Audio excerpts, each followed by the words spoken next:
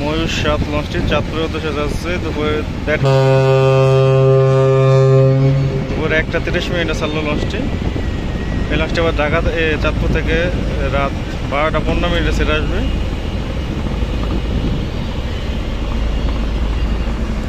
আলবোরাক আসলো 4 ঘন্টা 5 মিনিট লাগাইয়া চাঁদপুর থেকে আসতে।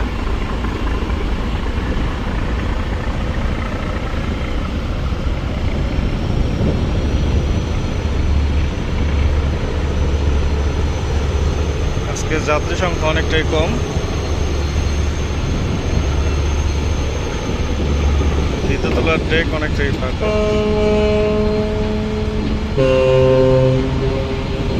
সামনে নৌকা থাকার কারণে ইঞ্জিন বন্ধ করে দিয়েছে ময়ূর ৭ লঞ্চের।